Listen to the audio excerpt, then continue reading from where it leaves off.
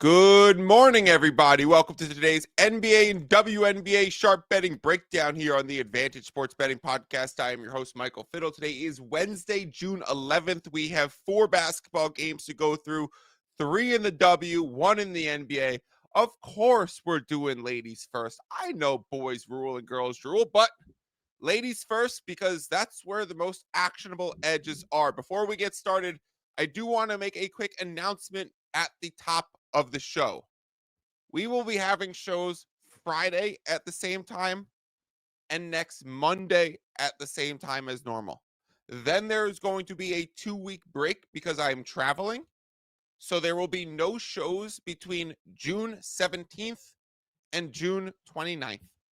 June 16th is the last one, and we'll be back 2 weeks later on June 30th. So make sure you're tuned in for Friday's stream. We'll have professional poker player Drew Johnson with us to react to Game 3 and to go over some Game 4 prices.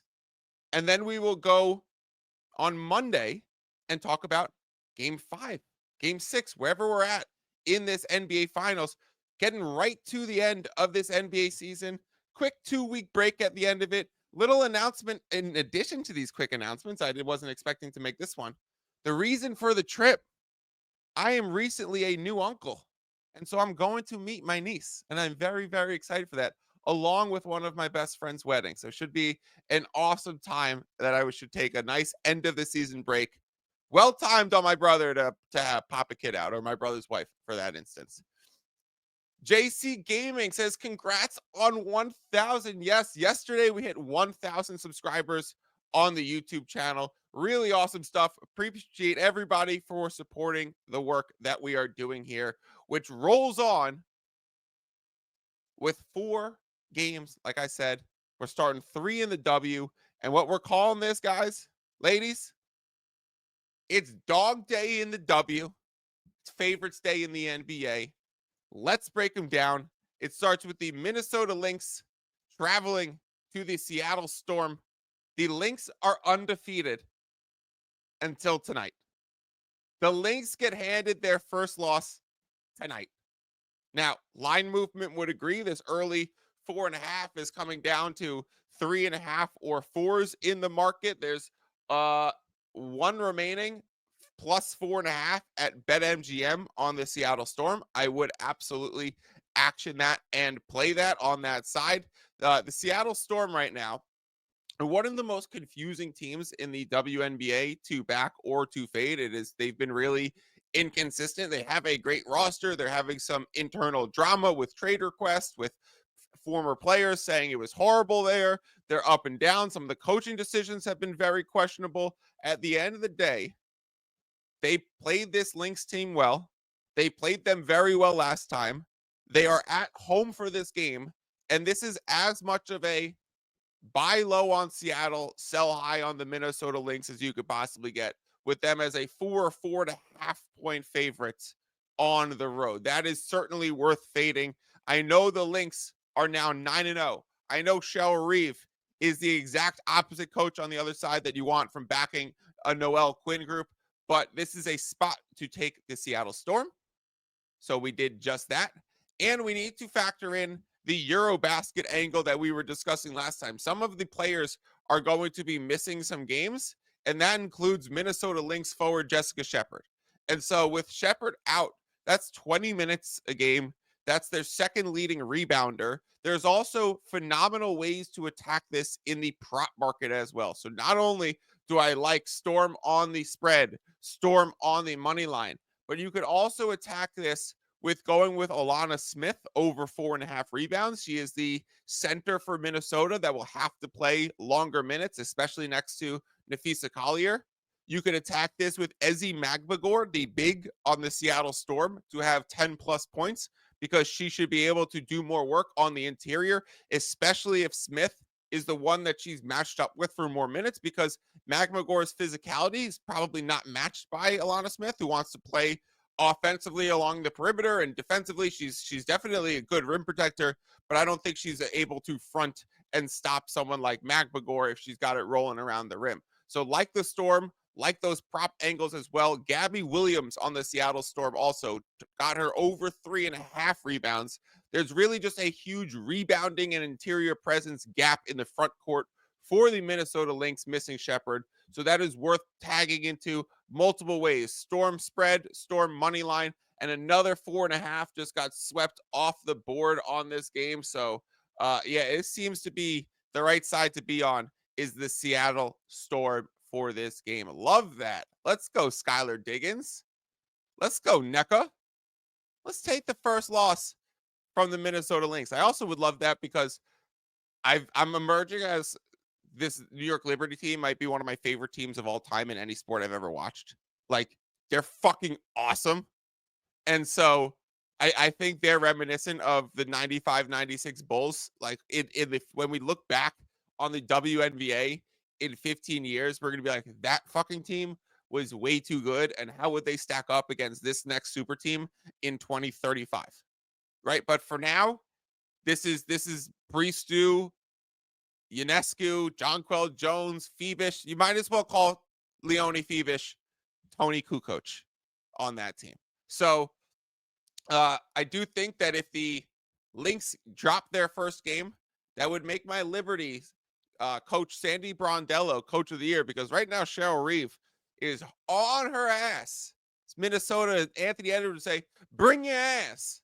Cheryl Reeve and Brondello and Nate Tibbetts probably leading the WNBA coach of the year ranks right now.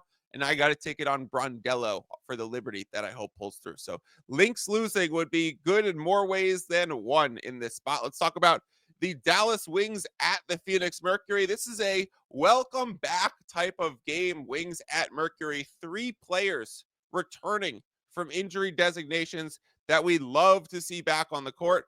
Honestly, 2 of them, I would prefer if they missed just one more game, but we'll talk about that in a second. Dallas Wings get rookie sensation Paige Buckets back for this game after not only dealing with a concussion, but getting cleared from the concussion protocol and then having a sickness pop up where she was thrown up. So she missed another game. She was back at practice. We heard that she was not even going to have any minutes restriction for this game, which is great as well. I originally played the Dallas Wings. Get ready for this horribleness. I played the Dallas Wings plus 5.5. I played the Dallas Wings plus 190 on the money line. Now, why are my tickets absolute crap right now? Why is it Dallas Wings plus 7.5 and a plus 245? And then furthermore, would I still play them?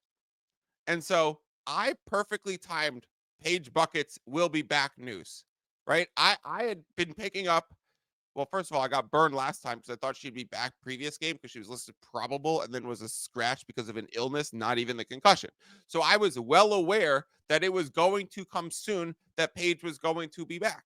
And so I timed that news and picked up the Dallas Wings spread and money line about an hour before Paige Buckers got the no minutes restriction, and the line came down to 4.5.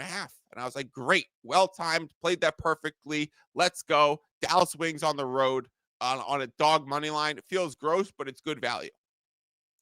And then out of nowhere, because I love this team, and so I pay attention to this team, and yet out of seemingly nowhere, do we get the Phoenix Mercury, Alyssa Thomas, and Natasha Mack are going to be back for this game.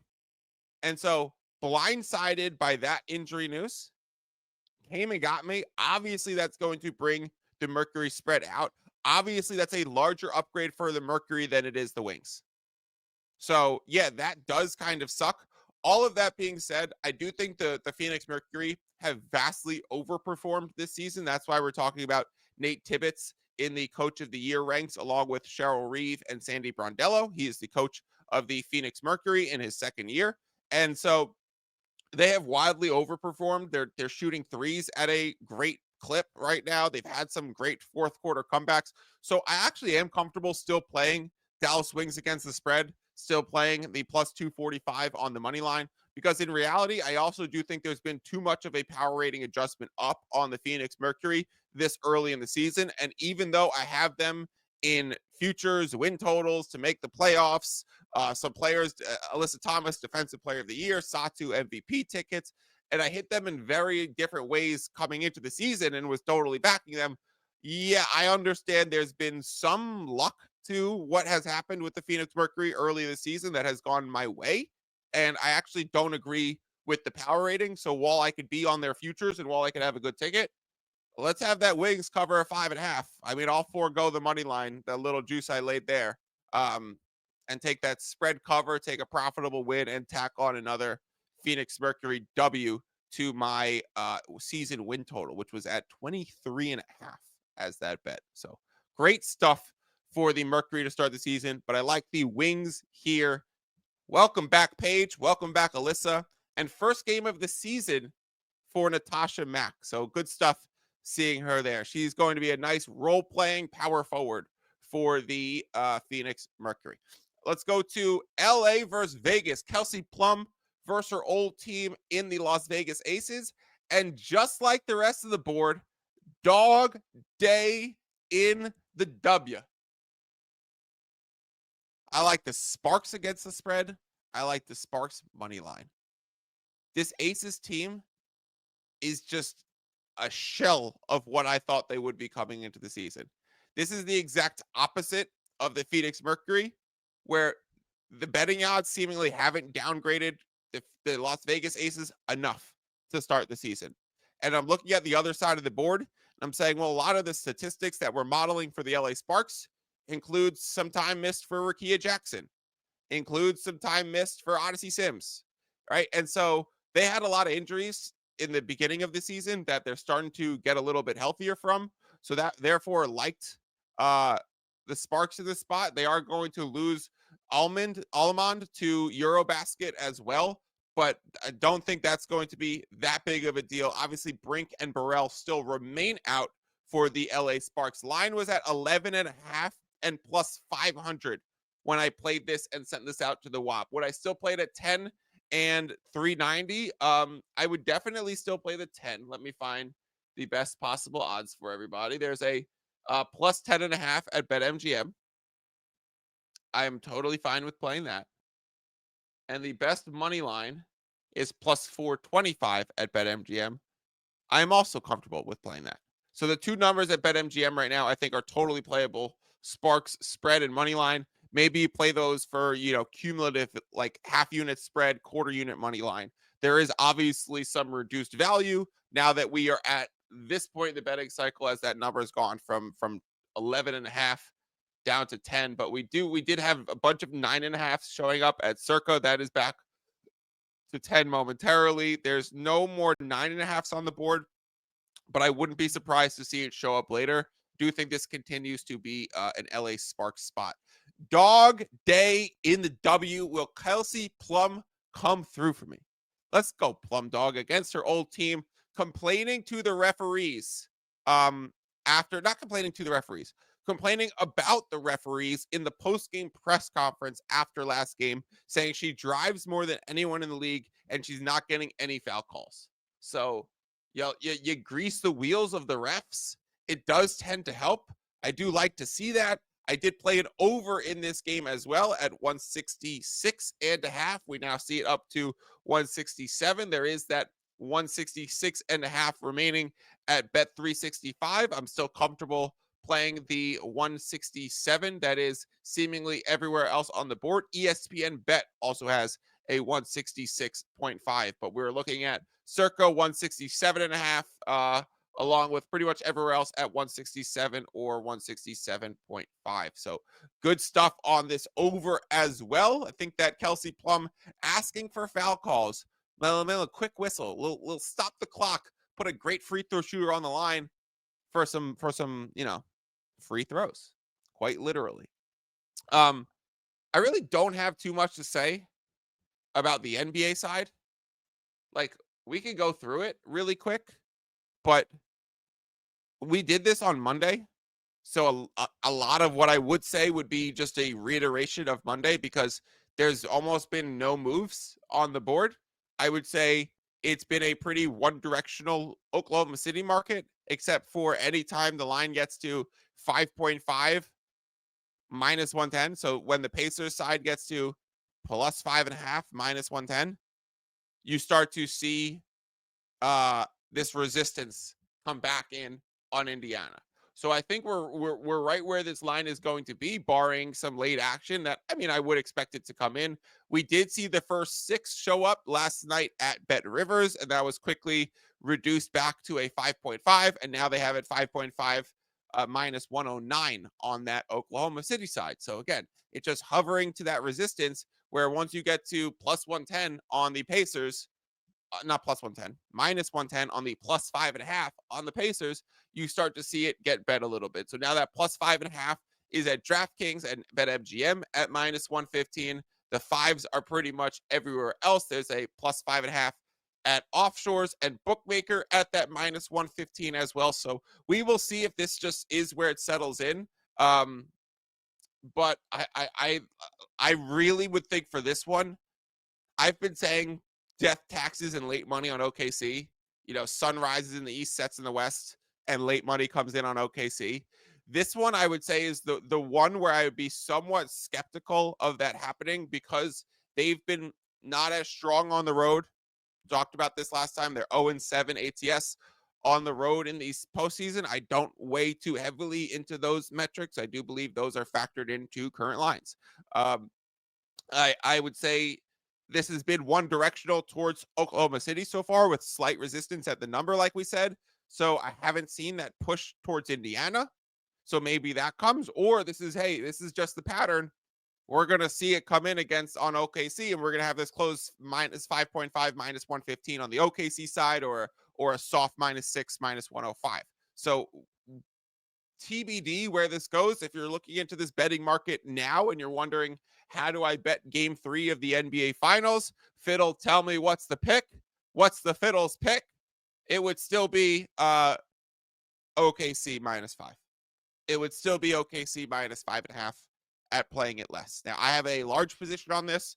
If you are looking at this bet now, I would say you're looking at a 1-unit type of play, considering we have learned some information from the market that doesn't make this line seemingly not going to 6.5. So what I thought would initiate some playback value is actually just going to stay around this spot. I'm totally fine being ahead of the number and directionally on the right side. So I will be riding my OKC ticket in this spot, hoping they flip all the doubters, because despite money and line movement being on OKC, I legitimately have not talked to another person who actually bet OKC.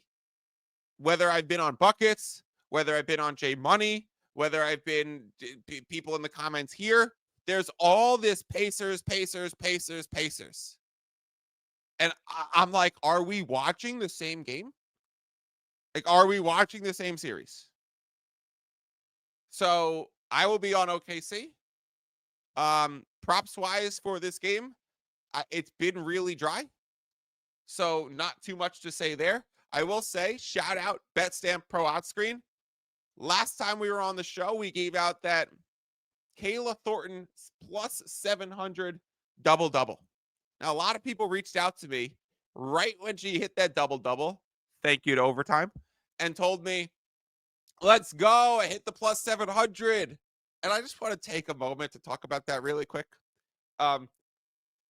Obviously, here's the two ways about it. I did not retweet. I did not re-promote. I did not tweet myself. Oh my God, Kayla Thornton got the double-double 7-1. We hit it. You want to know why? Because I didn't hit it. I didn't bet it myself. So I'm not going to cut a clip of the show and recirculate it like, look what we gave out. The whole cap was, hey, I have Sparks at a great number. I have the total at a great number. However, both of those have moved. So if you are still looking as for a way to play into the angle that I got with value, that I feel the value is no longer there, the correlated way to play this would be the Kayla Thornton double-double. So it would have been absolute content, absolute horseshit bullshit. Get that shit out of my face if I would have actually started retweeting that Kayla Thornton thing, I did not bet it. So while I'm happy I gave it out, while I'm happy for everyone that hit it, I'm kicking myself, and I'm not going to overly celebrate that because I ended up losing on the Sparks in overtime as they failed to cover. So, yeah, not happening from me. You won't see that absolute content horsery around these parts. Thomas says, I like OKC. Hell yeah. And then he says, I bet over 112.5 in the first half. Any thoughts on the total, Fiddle? So again, this total has been, and I haven't mentioned it today, Thomas, so I appreciate you for asking this. But to reiterate what we said on Monday, it also has been pretty one directional in the total, and it seemingly hit its resistance point at 228.5. So if I'm looking at the over 112 in the first half, 112.5, I'm actually totally fine with it. I kind of like it. These first halves have been both under spots in games 1 and 2 because the Pacers like have scored, I think, 19 points in the first game in quarter 1 and 20 points in the second game in quarter 1. So if this team can produce some first quarter points, that should, I mean, the whole reason the totals died in games is because Pacers in the first quarter in some spots. Now, game 2 would still get to the over by the end of the game, but not the first half total. So if in this spot you really just need the Pacers to show up a little bit in that first half. So Thomas says he likes OKC, but also bet the over. Totally fine with both of those tickets. OKC has been dominant in third quarters, and they have that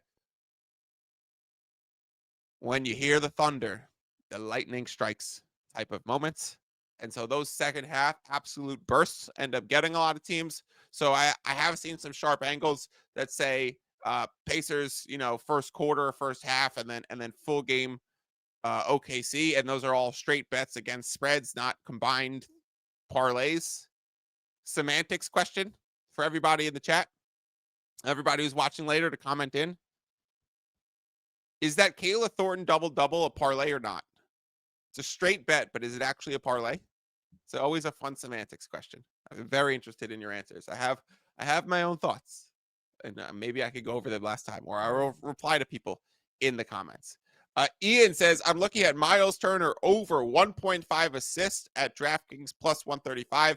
It's highly variable number because he either gets 0 or 4.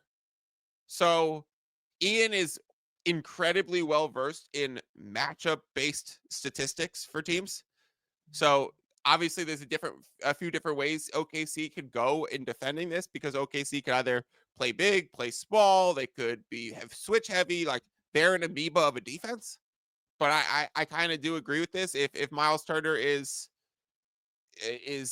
kicking at all, if he's trying to operate in the paint at all, because they've really struggled in the paint, and I know that's not normally his area. He leaves the paint open, but I could see him trying to use his size a little bit. And then if he has to kick any of those out, he also should get plenty of minutes in this game. And he also should get a big fucking contract at the end of the season. So we will see all of that stuff coming in for Miles Turner. That's pretty much going to be it for today. Very, very quick stream. We didn't have too much fluff to talk about. I did check out the BetStamp long shots before today's show. Nothing too crazy worth going over. We will bring that segment back on Friday. Of course, go check out betstamp.com. That is the pro odds screen that I use. That is when I'm looking over here, when I'm calling out the prices, I am looking at the BetStamp Pro Odds screen. It is the best odds screen in the game. I have used all of them. Trust me, I've used all of them. And this is by far the best one that I use. I actually still have memberships to other ones, and I actually still pay for other ones. And I'm like, fuck, I never use those. So I had the thought the other day. I was like, I need to go cancel some odd screen memberships that I no longer actually use. Go check out BetStamp. They offer great tracking tools. They offer good strategy podcasts and so much more. A good newsletter as well. Fat Man McScoop says, thank you, Fiddle. Thank you to you guys. Please like the show. Please drop a subscribe on the channel. We just eclipsed over 1,000 subscribers on the YouTube channel. So awesome stuff. Appreciate all the support. Really just started doing stuff on YouTube. I mean, in the last like 6 to 8 months. So nice to see that growth. Obviously, the biggest channels are still people watching on the Twitter or listening on the podcast version, but please go over to the YouTube. I think eventually we are going to try and transition this to really being primarily a YouTube show. YouTube is the best place for what we are doing here to live. I just didn't really have a YouTube account, a YouTube audience, or anything like that. I used to just do an audio only podcast and have an engaging Twitter. So I just started streaming from there. We've added YouTube to the docket, and it's actually by far the best place for this show to live. So make sure that you are subscribed to the YouTube. You'll never miss a show. We'll be back on Friday with professional poker player Drew Johnson reacting to Game 3, breaking down Game 4, and props, WNBA games, so much more. Favorites in the NBA, dogs in the W. Thank you to Ian in the back, and some words from Patrick Beverly as he says, peace out, and y'all subscribe to my YouTube while you're asking me all these questions. Y'all subscribe to my podcast while y'all asking all these questions. Don't forget to subscribe to the pod. And if you're a kid, listen to your parents. Listen to your parents. Listen to your parents. Subscribe to the pod. Subscribe. Subscribe to the pod. Subscribe to the pod.